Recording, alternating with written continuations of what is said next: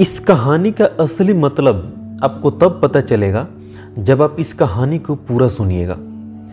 एक साधु किसी घाट के किनारे अपना डेरा डाला हुआ था और वहाँ पर वह राम जी का धुन पूरा दिन भर गाता था और बीच बीच में बहुत जोर से चिल्लाता, जो चाहोगे सो पाओगे।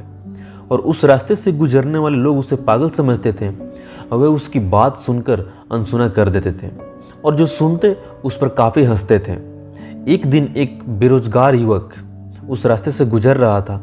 साधु की चिल्लाने की आवाज़ उसके कानों में भी पड़ी, जो चाहोगे सो पाओगे, जो चाहोगे सो पाओगे। और यह बात सुनकर वह युवक साधु के पास आ गया और उसने पूछने लगा, बाबा आप बहुत देर से जो चाहोगे सो पाओगे चिल्ला रहे हो, क्या आप सच में मुझे वो दे सकते हो जो मैं पाना चाहता हूँ? साधु बोला, हाँ बेटा, लेकिन पहले तुम मुझे ये बताओ कि तुम पाना क्या चाहते हो? बाबा मैं चाहता हूँ कि एक दिन में हीरे का बहुत बड़ा व्यापारी बनूं, क्या आप मेरी ये इच्छा पूरी कर सकते हैं? युवक बोला, बिल्कुल बेटा, मैं तुम्हें एक हीरा और मोती देता हूँ, उससे तुम जितना चाहो उतना हीरा मोती बना लेना। साधु बोला।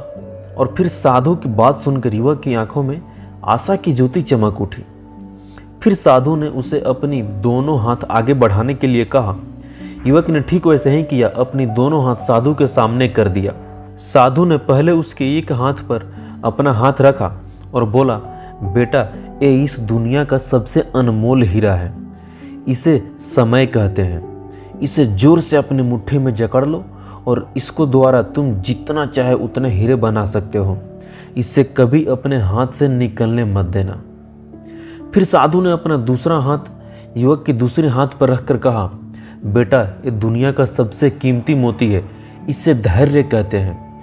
जब किसी काम में समय लगाने के बाद अगर सही परिणाम प्राप्त न हो तो इस धैर्य नामक की मोती को धारण कर लेना। यदि यह मोती तुम्हारे पास है तो तुम दुनिया में जो चाहो वो हासिल कर सकते हो। युवक ने ध्यान से साधु की बात सुनी और उन्हें धन्यवाद कर वहां से चल पड़ा। उसे सफलता प्राप्ति के 2 गुरु मंत्र मिल गए थे। उसने निश्चय किया कि वह अपना समय व्यर्थ नहीं करेगा और कहीं नहीं गंवाएगा और हमेशा अपने धैर्य से काम लेगा। कुछ समय बाद उसने हीरे के एक बड़े व्यापारी के भी यहाँ काम करना शुरू किया और कुछ वर्षों तक वह दिल लगाकर और सही से अपना समय दिया और अपने धैर्य से काम सीखता रहा और फिर एक दिन अपनी मेहनत और लगन से अपना सपना साकार करते हुए हीरे का बहुत बड़ा व्यापारी बन गया।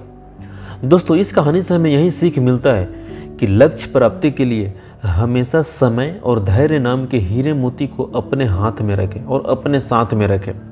अपना समय कभी व्यर्थ ना जाने दे और कठिन समय में अपने धैर्य का दामना ना छोड़े। सफलता जरूर प्राप्ति होगी।